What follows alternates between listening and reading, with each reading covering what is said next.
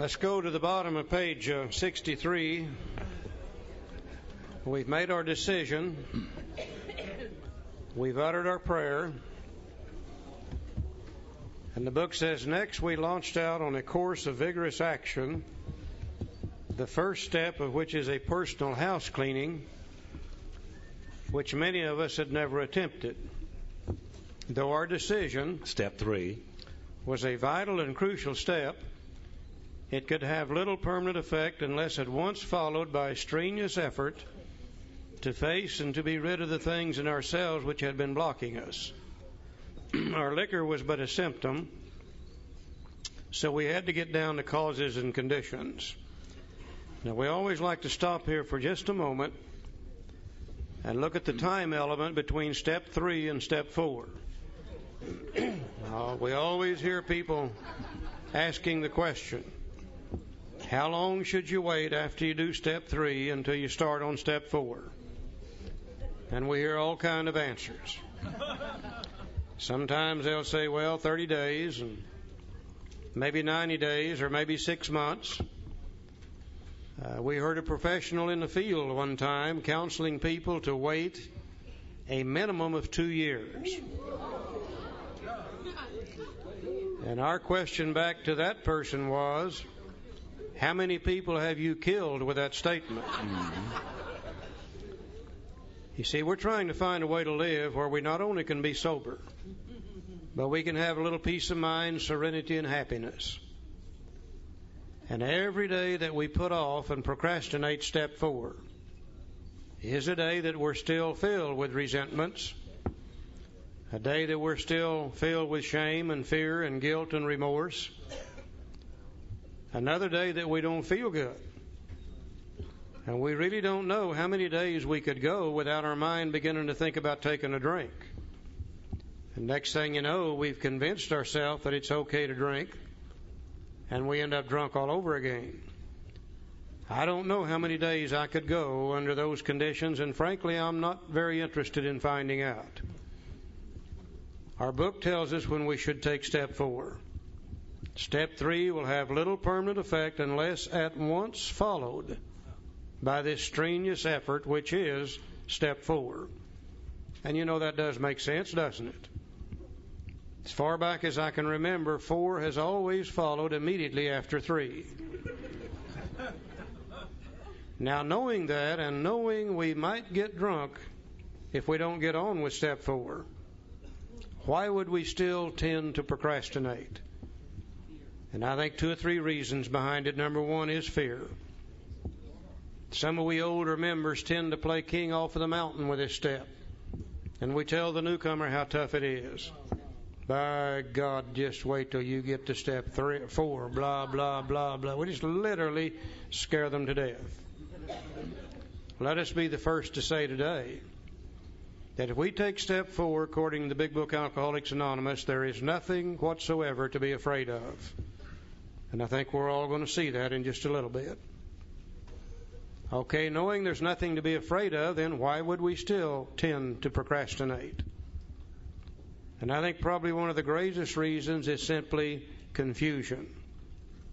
For years we could not see how to do step 4 according to the Big Book. And the reason we couldn't see it is the instructions are there, but they are so simple that we alcoholics, with our keen intellectual alcoholic minds, looking for something more complicated, overlook the simplicity of step 4. So in our desperation, we read over in step 5 something about sharing all your life story. And we said, oh, that's what they wanted us to do in step 4, is write our life story so we could share it in step 5.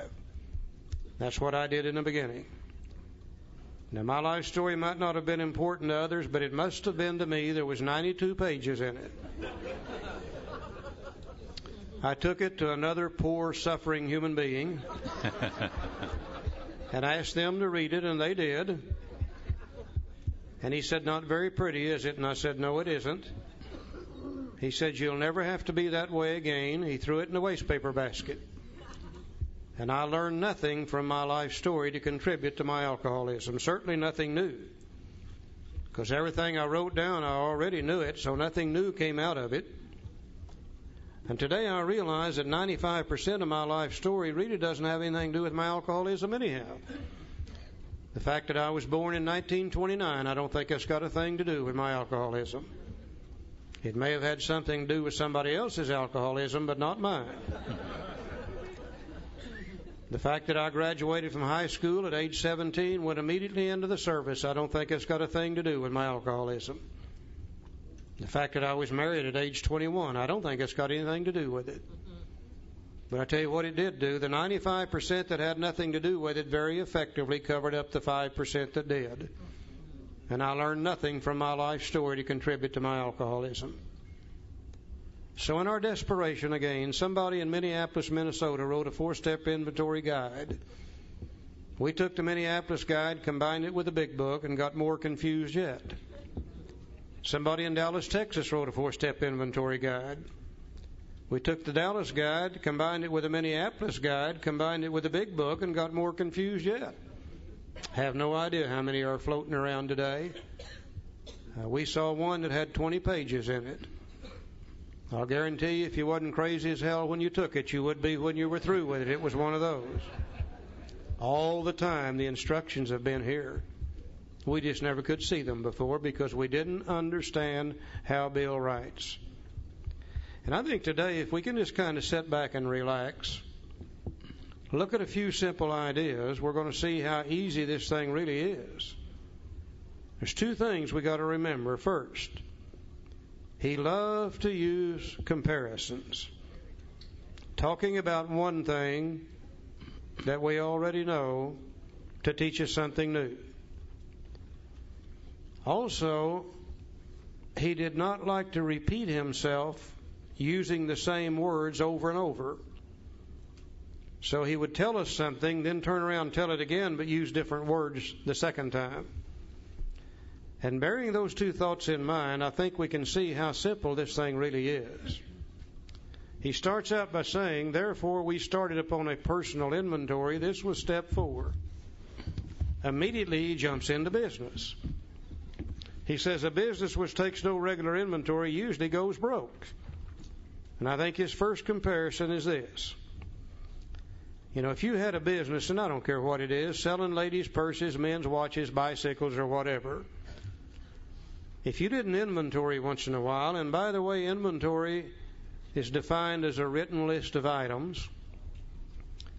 If you didn't go in there and make a list of the things that are in there, you wouldn't know what's been stolen that you didn't get paid for. If you did an inventory once in a while, you wouldn't know what's been sold and you need to reorder to put new stock in its place. If you did an inventory once in a while, you wouldn't know what's become damaged. Nobody wants to buy it. It's sitting there taking up valuable floor space day after day after day. You're probably paying interest on borrowed money to put it in there in the first place. If you did an inventory once in a while, you wouldn't know what's become out of style. You need to put it on sale so you can get it out of the store to put something new in its place. If you had a business and you did an inventory once in a while, you probably would go broke, and I think we can all see that. Okay, in our personal lives, we have a business too. Greatest business in the world for us. And it's the business of finding a way to live where we can have a little peace of mind, serenity, and happiness so we don't have to go back to drinking. And if we don't inventory in our personal business, chances are we're not going to find what's damaged and unsaleable in our heads that's going to cause us to go broke too. And going broke for us is simply going back to drinking. So whether we're dealing with a personal business or a business, in either case, we would probably go broke without the inventory. Now then, he's going to tell us how to take a business inventory. He says, taking a commercial. Now, dad burn him, he could have said business again, couldn't he? But he'll use the word commercial, which means the same thing. Taking a commercial inventory. Now, Joe, up here on the screen, and you also have it in your handout material, we're going to have a little picture up here that's going to be called inventory comparison. I think it's step 5 in your handout sheet. On one side says business, the other one says personal. And we're going to take a few key words out of the big book and put it under business. He said taking a commercial inventory is a fact-finding, and we're putting fact-finding under business. And a fact-facing process, we're putting fact-facing under business. It is an effort to discover the truth, and we're putting truth under business, about the stock in trade, and we're putting stock in trade under business. The stock in trade is what's in there to sell. The ladies' purses, the men's watches, the bicycles, or whatever. One object is to disclose damaged or unsaleable goods, and we're putting under object, under business, disclose damaged or unsaleable goods. To get rid of them promptly and without regret. And we're putting promptly and without regret under business. In other words, we're going to go in there and we're going to try to find the facts. When we find them, we're going to face the facts. We're looking for the truth about the stock in trade. We're trying to find the damaged and unsaleable goods. The good items will not cause us to go broke. Oh, they resell every day and we're making money off of them. The damaged and unsaleable goods, they're the ones that's blocking the floor space and the shelf space and costing us money. When we finally find them, we're going to try to get rid of them promptly and without regret. We can't put anything new in their place until they're gone. We're trying to find the stock in trade that's damaged and get it out of there. If the owner of the business is to be successful, he cannot fool himself about values. He's got to be honest. Once in a while he'll try to fool himself. He'll say, well, the reason these ladies aren't buying these purses is they just don't understand what's good for them. You know, he made the decision to buy them. He hates to admit that he made a mistake. And he may keep them in there longer than he should, and if he does, it's going to cost him money every day. Is there anybody in here would have any problem with what he's told us about the business inventory? That we're going to try to find the facts. When we find them, we're going to face them. We're looking for the truth about the stock in trade. We're looking for the damaged and unsaleable goods.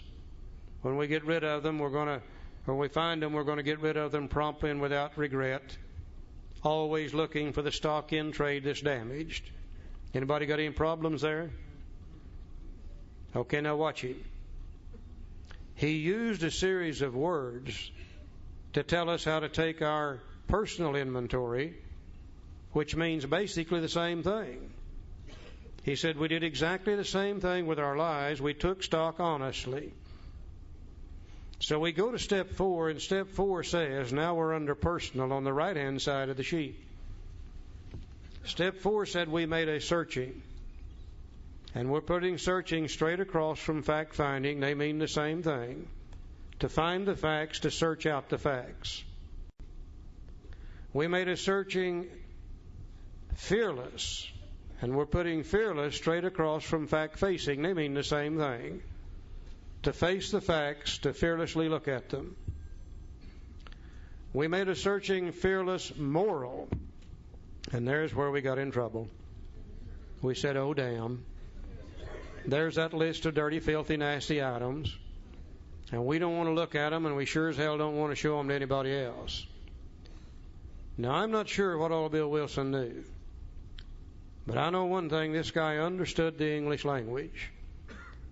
And I really believe that if he'd wanted you and I to make a list of dirty, filthy, nasty items, he would have said we made a searching and fearless, amoral or immoral inventory. He didn't say that. He said moral. Bugged the hell out of us. Till eventually we went back to the dictionary. Do you know what the word moral is defined as? Truth. Things as they really are. The right and wrong of any given situation. The truth about things. So truth and moral mean exactly the same thing. We made a searching and fearless moral inventory of what? of ourselves. We're the only stock in trade that we have in this business of staying sober. Nobody else can make us sober, and nobody else can make us drink. Oh, I'll agree, they can make us thirsty as hell once in a while, but they can't make us drink. We decide whether we drink or not. Now, what part of us decides whether we drink or not? Is it our body or is it our mind? The real problem of the alcoholic centers in the mind. So we're going to look inside ourselves, in our minds, and we're going to find those flawed thinking processes, which is the damaged and unsaleable goods, that block us off from God. Now, we've made a decision to turn our will over to God. And as long as our mind is filled with damaged and unsaleable goods, then God can't direct our thinking. We're going to have to find them, and after we once find them, then we're going to get rid of them promptly and without regret. And when those flawed thinking processes leave our minds, then our mind is opened up for God's thinking to enter. But it's only after they're gone that God can enter. Now, there are 3 common manifestations of a life run on self-will, and we've already talked about them. The flawed thinking processes in our mind that blocks God out are resentments, fear, guilt and remorse associated with the harms done to other people. And as long as our mind is occupied with those thoughts, then God's thoughts can't come in. It's just that simple. Now, I like to look at my head up here as a little bitty store, not much, a little bitty Quick Trip or 7-Eleven, not a hell of a lot in it, never has been. Over here in this part of my store, I've got some display cases, and they are filled with resentments. Damn him, damn her, by God I'll show them, blah-de, blah-de, blah, blah, blah, blah, blah, blah, blah. Those display cases are already full. God simply cannot get in there because He is blocked out by the damaged and unsaleable goods called resentments. Over here in this part of my store, I've got a little file cabinet. It's filled with fear. Oh, my God. What's she going to do when she finds out about this one? Oh, my God. What's the banker going to say when that check hits there this time? He's already told me he's going to file on me next time. Oh, my God. Is that my car sitting out in the front end torn up? Don't know how. Oh, my God. And on and on and on. God can't get in there. He's very effectively blocked out by those fears. Back here in the back of my store, I've got a little file room, and it's full of guilt and remorse. God dwells in each of us. We know the difference between right and wrong. We do these things that hurt other people. We're scared to death what they're going to do when they find out, and the guilt and remorse begins to eat us up. God can't get in that storeroom. He's already blocked out of there. Have an emergency phone call, Charlie. Have an emergency phone call for whom? Who? Pam or Paul Madison. Pam or Paul Madison. Okay. I hope everything's all right. Yeah. Now, if I want God to direct my thinking, then I'm going to have to do something about the removal of these resentments and these fears and this guilt and remorse. And if I can remove them, then God's thinking can enter into my mind and direct those portions of my mind where He was effectively blocked out. Now, my book is getting ready to show me just exactly how to look at these things truthfully. It's getting ready to show me how to remove them. Then the greatest thing it's going to show me is how to keep them from coming back in the future. And if I'll do my part, then God can direct my thinking. But until I've done my part, God can't. It's just that simple. He says we did exactly the same thing with our lives. We took stock honestly, truthfully, morally.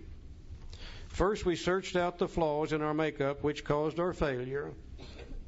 Being convinced that self manifested in various ways and what had defeated us, we considered its common manifestations. Resentment is the number one offender.